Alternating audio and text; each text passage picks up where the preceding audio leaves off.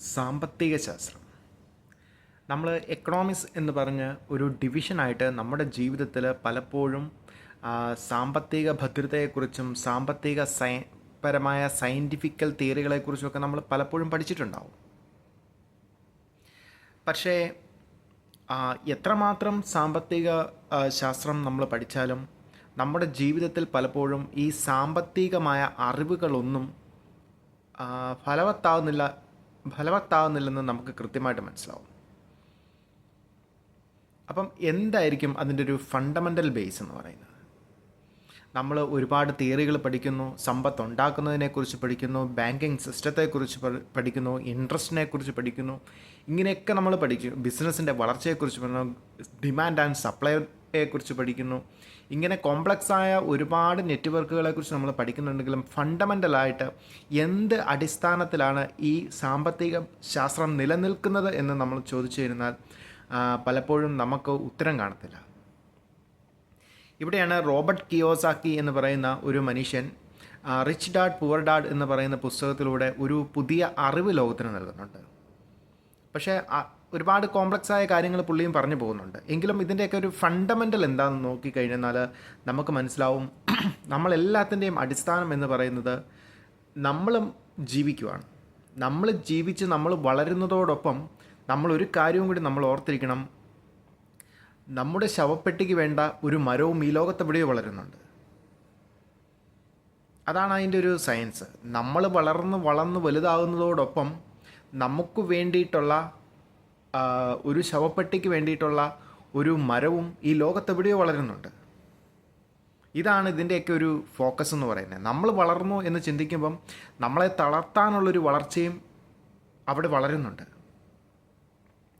അതൊരു ഇല്ല എന്നൊന്നും പറഞ്ഞിട്ട് കാര്യമില്ല, അതൊരു യാഥാർത്ഥ്യമാണ്. ലോകത്തിന് അംഗീകരിക്കാൻ ബുദ്ധിമുട്ടുണ്ടെങ്കിലും അംഗീകരിച്ചേ മതിയാകൂ എന്ന് പറയുന്ന ഒരു യാഥാർത്ഥ്യമാണ്. അപ്പം നമ്മൾ എന്താണ് ശ്രദ്ധിക്കേണ്ടത്? നമ്മൾ സാമ്പത്തികമായിട്ട് വളരുക തന്നെയായിരിക്കും ചെയ്യുന്നത്. പക്ഷേ ഇതിൻ്റെ ഫണ്ടമെൻ്റൽ, ഈ എക്കണോമിക്സിൻ്റെ ഫണ്ടമെൻ്റൽ അടിസ്ഥാനം എന്ന് പറയുന്നത് സേവിങ് ആണ്. നമുക്കത് പെട്ടെന്നങ്ങ് ചിന്തിച്ചാൽ കിട്ടത്തില്ല. ഈ സേവിങ് എങ്ങനെയാണ് സംഭവമാകുന്നത്? അപ്പോൾ സേവിങ് എന്ന് പറയുമ്പം നമ്മൾ എന്താണ് ചെയ്യേണ്ടത്? നമ്മൾ നമ്മുടെ ചിലവുകൾക്ക് വേണ്ടിയിട്ട് പല കാര്യങ്ങൾക്കും വേണ്ടിയിട്ട് ഫണ്ട് അലോക്കേറ്റ് ചെയ്യുന്നത് പോലെ സേവിങ്ങിന് വേണ്ടിയിട്ട് നമ്മൾ ചെറുപ്പം തൊട്ടേ ഫണ്ട് അലോക്കേറ്റ് ചെയ്ത് വെക്കുക എന്നുള്ളതാണ്. ഇതൊരിക്കലും എടുക്കാനുള്ളതല്ല. അതാണ് അതിൻ്റെ പ്രത്യേകത. അപ്പം എന്താണ് ഇതിൻ്റെ നേട്ടം എന്ന് ചോദിച്ചു കഴിഞ്ഞാൽ, നമ്മളിപ്പം ഒരു 100 രൂപ നമ്മുടെ കയ്യിൽ കിട്ടുന്നുണ്ടെങ്കിൽ 20 രൂപ നമ്മൾ സേവ് ചെയ്യുന്ന ആളാണെന്ന് വെച്ചു. ഇത് പല തുള്ളി പെരുവെള്ളം എന്ന് പറയുന്ന പോലത്തെ ഒരു അവസ്ഥ ഇതിനുണ്ട്. നമ്മൾ സേവ് ചെയ്ത് ഒരു പരിധി കഴിയുമ്പം എന്ത് സംഭവിക്കുമെന്ന് ചോദിച്ചു കഴിഞ്ഞാൽ, ഈ സേവിങ് നമുക്ക് വേണ്ടി വർക്ക് ചെയ്യാൻ തുടങ്ങും. നമുക്ക് സാമ്പത്തിക ഭദ്രത കൂടുന്നതിനനുസരിച്ച് നമ്മുടെ സേവിങ് കൂട്ടണം. എപ്പോഴും ഇൻവെസ്റ്റ് ചെയ്യുന്നത് സേവിങ്ങിലായിരിക്കണം.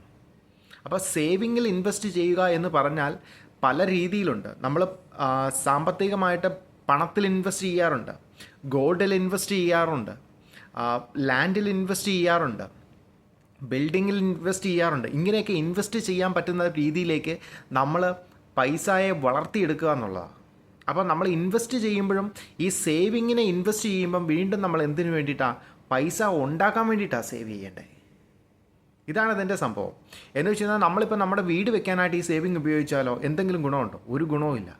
എന്നാൽ നമ്മളൊരു വീടുണ്ടാക്കിയിട്ട് അതിനെ വാടകയ്ക്ക് കൊടുക്കാനായിട്ട് ഉപയോഗിക്കുകയാണല്ലോ, നമ്മുടെ സേവിങ് പിന്നെയും വർക്ക് ചെയ്യുക. മനസ്സിലായോ? നമ്മളൊരു റെൻറ്റഡ് കാർ എടുത്ത് ആർക്കെങ്കിലും ഓടിക്കാൻ കൊടുത്ത് അതിൽ നിന്ന് പൈസ ഉണ്ടാക്കാനാണ് ശ്രമിക്കുന്നതെങ്കിലോ അത് വീണ്ടും വളരുക. നമ്മളൊരു 3-4 ബിൽഡിങ് പണിതിട്ട് അത് വാടകയ്ക്ക് ആർക്കെങ്കിലും കച്ചവടം നടത്താനോ വല്ലതും കൊടുത്താലോ അത് പിന്നെയും വളരും. ഇതാണ് ഈ സേവിങ് എന്ന് പറയുന്ന എമൗണ്ട് നമ്മൾ വീണ്ടും നമ്മുടെ കയ്യിലേക്ക് പണം ഉണ്ടാക്കാൻ പറ്റുന്ന ഒരു മാർഗത്തിലേക്ക് മാത്രമേ നിക്ഷേപിക്കാവുള്ളൂ. അത് എടുത്ത് നമ്മളൊരിക്കലും റിസ്ക് എടുക്കുന്ന തിയറികൾക്കൊന്നും ചെയ്യരുത്.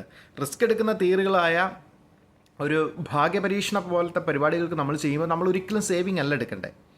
നമ്മൾ ലോൺ എടുക്കുവോ അല്ലെങ്കിൽ നമ്മുടേതായ നമ്മൾ അതിന് വേണ്ടിയിട്ട് മാറ്റി അലോക്കേറ്റ് ചെയ്ത പൈസ എടുക്കുവോ അല്ല ഷെയർ ഹോൾഡേഴ്സിന് ആൾക്കാരെ കൂട്ടി ചെയ്യുകയൊക്കെയാണ് ചെയ്യേണ്ടത്. കാരണം അത് അറിവില്ലാത്തൊരു പരിപാടിയിൽ ഒരു മൾട്ടി ഐഡിയ ഉണ്ടാകുന്നത് എപ്പോഴും നല്ലതാണ്. അല്ലെങ്കിൽ ബാങ്കിൽ നിന്ന് ലോൺ എടുത്താണ് നമ്മൾ ചെയ്യുന്നതെങ്കിൽ അതിൻ്റെ ഒരു റിസ്ക് അനലൈസിങ് എന്ന് പറയുന്ന പരിപാടിയൊക്കെ ബാങ്ക് തന്നെ ചെയ്യും. അപ്പം അങ്ങനെയാണ് വളരുന്നത്. അപ്പോൾ എന്താണ് വളരേണ്ടത്? നമ്മൾ വളരുന്നതോടൊപ്പം നമ്മുടെ സേവിങ് ആണ് വളരേണ്ടത്. സേവിങ് വളർന്ന് ഒരു പരിധി കഴിയുമ്പം എന്ത് സംഭവിക്കുന്നു വെച്ചാൽ സേവിങ് നമുക്ക് വേണ്ടിയിട്ട് വർക്ക് ചെയ്യാൻ തുടങ്ങും.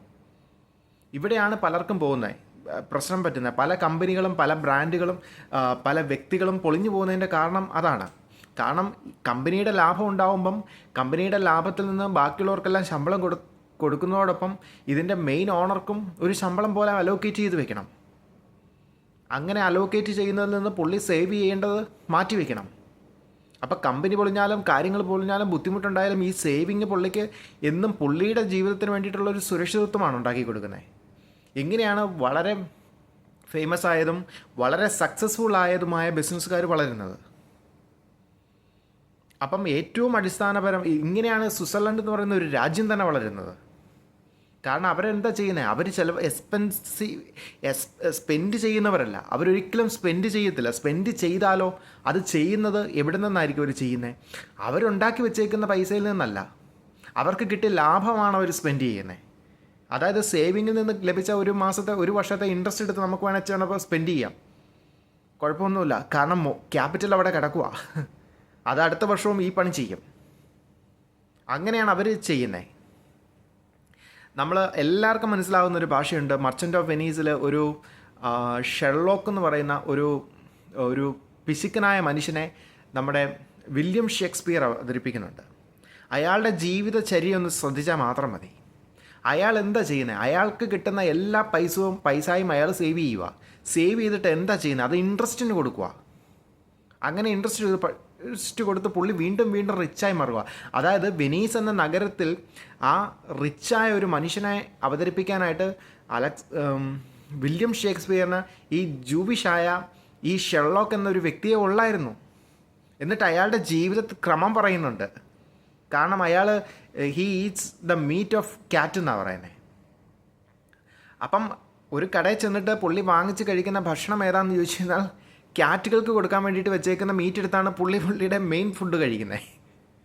എന്തുകൊണ്ടാണ് അങ്ങനെ ചെയ്തത്? പുള്ളി കോൺസെൻട്രേറ്റ് ചെയ്യുന്നത് മുഴുവൻ സേവിങ്ങിലാണ്.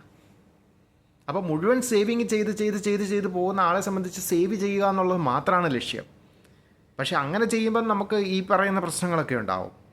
പക്ഷേ അതിൻ്റെ ഒരു 50% എങ്കിലും പറ്റുവാണെങ്കിൽ സേവ് ചെയ്യണം എന്ന് പറയുന്ന ഒരു എക്കണോമിക് സംവിധാനമാണ് സക്സസിൻ്റെ സംവിധാനമായിട്ട് റോബർട്ട് കിയോസാക്കിയും വില്യം ഷേക്സ്പിയറിൻ്റെ കഥയിലും സാധാരണ ജീവിതത്തിലും ഒക്കെ നിന്നും അത് സ്വിറ്റ്സർലൻഡിൻ്റെ ജീവിത കഥയിൽ നിന്നുമൊക്കെ വളർച്ചയുടെ കഥയിൽ നിന്നുമൊക്കെ നമുക്ക് മനസ്സിലാക്കാൻ പറ്റുന്നത്. അപ്പോൾ സേവിങ്ങിൽ കോൺസെൻട്രേറ്റഡ് ആയ ഒരു എക്കണോമിക്കൽ സംവിധാനം നമ്മുടെ ജീവിതത്തിൽ നമ്മുടെ കുഞ്ഞുങ്ങളിൽ നമുക്കോ അത് പലപ്പോഴും കാണത്തില്ല. പക്ഷെ വരുന്ന തലമുറയെങ്കിലും നമ്മളത് പഠിപ്പിച്ചെടുത്തില്ലെങ്കിൽ അതിൻ്റെ ഭവിഷ്യത്ത് എന്ന് പറയുന്നത് വളരെ നെഗറ്റീവായിരിക്കും. കാരണം അവർക്ക് അങ്ങനെ ഒരു ട്രെയിനിങ് കിട്ടിയിട്ടില്ല. സേവിങ് ചെയ്താൽ സേവിങ് ആണ് നമുക്ക് വേണ്ടിയിട്ട് അവസാനം നമുക്ക് പണിയെടുക്കാൻ പറ്റാതെ വരുന്ന കാലത്ത് പണിയെടുക്കാൻ പോകുന്നതെന്നുള്ളത് ഒരു അറിവായിരിക്കണം. ചിലപ്പോൾ സർക്കാരുകളിൽ നിന്ന് പെൻഷനൊക്കെ കിട്ടുന്നതിനൊക്കെ ചിലപ്പോൾ പരിധി കാണും. അവർക്ക് ഒരു ബാധ്യതയാണ്, അവർ തള്ളിക്കളയാം. പക്ഷെ നമ്മളുണ്ടാക്കി വെച്ചേക്കുന്ന ഒരു സേവിങ്ങോ അത് 20 രൂപയെ തുടങ്ങിയതായിരിക്കും. പക്ഷേ 10, 20, 30 വർഷം നമ്മൾ കണ്ടിന്യൂസ് ആയിട്ട് മാസം ചെയ്തിട്ടുണ്ടെങ്കിലോ അതൊരു വലിയ എമൗണ്ട് ആവും. അതിലെടുത്ത് നമ്മൾ വീണ്ടും പണം ഉണ്ടാക്കുന്ന രീതിയിൽ നമ്മൾ ഇൻവെസ്റ്റ് ചെയ്തിട്ടുണ്ടെങ്കിലോ അത് വീണ്ടും നമുക്ക് വേണ്ടിയിട്ട് വർക്ക് ചെയ്യും. അതായത് നമ്മൾ മഴ പെയ്യുന്ന പോലെയാണ് ഒരു നാട്ടിൽ താഴ്ത്ത് കിടക്കുന്ന വെള്ളമെല്ലാം ശേഖരിച്ച് അത് ആകാശത്തേക്ക് ചെന്നിട്ട് ആകാശത്തുനിന്ന് എല്ലാവർക്കും ഉപകാരപരമാകുന്ന രീതിയിൽ വീണ്ടും ജലമുണ്ടായി വീണ്ടും റിപ്പീറ്റ് ചെയ്യുന്ന പോലത്തെ ഒരു പ്രോസസ്സാണ് ഈ സേവിങ്. അതായത് വീണ്ടും പണം മൾട്ടിപ്ലൈ ചെയ്യാൻ വേണ്ടിയിട്ടാണ് സേവിങ്ങിലെ പൈസ നമ്മൾ ഉപയോഗിക്കേണ്ടത്. ഇതാണ് സാമ്പത്തിക ശാസ്ത്രത്തിൻ്റെ അടിത്തറ എന്ന് പറയുന്നത്. സേവിങ്ങിൽ കോൺസെൻട്രേറ്റഡ് ആയ എക്കോണമി, സേവിങ്ങിന് വേണ്ടിയിട്ട് വീണ്ടും ഇൻവെസ്റ്റ്മെൻറ്റിന് വേണ്ടിയിട്ട് ഉപയോഗിക്കുന്ന എക്കോണമി. ഇതാണ് ഏത് രാജ്യത്തിൻ്റെയും വ്യക്തിയുടെയും സമുദായത്തിൻ്റെയും ബിസിനസ്സിൻ്റെയും ഒക്കെ അടിസ്ഥാന ഫണ്ടമെൻ്റൽ ലൈൻ എന്ന് പറയുന്നത്. Thank you.